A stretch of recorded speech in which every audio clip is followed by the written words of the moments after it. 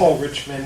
My work address is 210 Polk Street, Suite 3 in Port Townsend, Washington. I'm also a resident of Jefferson County.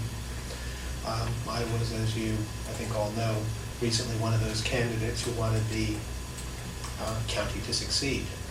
One of the main things that I was pushing was questions and concerns I had about the prosecutor's budget.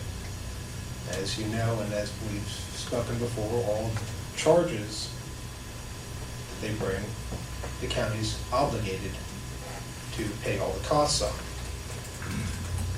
One of the things I then brought up was that there are laws regarding prosecutorial discretion. I provided copies of those in forums. I provided copies of those as inserts in the Sunday Peninsula Daily News. For making those suggestions by current members of the prosecutor's office and by my opponent, I was called lacking knowledge of the law, duplicitous, and a liar.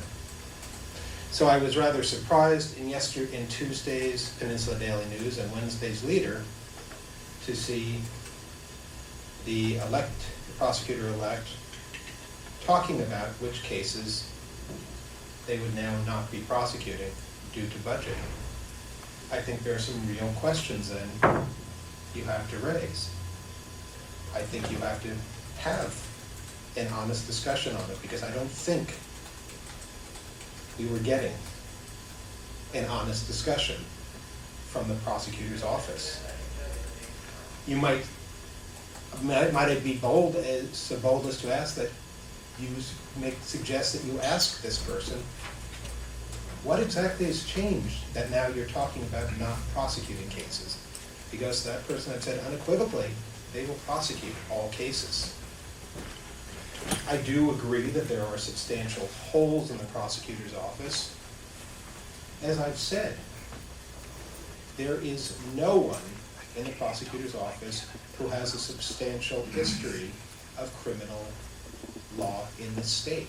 If you look at other sized offices, such as the local public defender's office, you have people who have been in there for decades. There's no one equivalent there.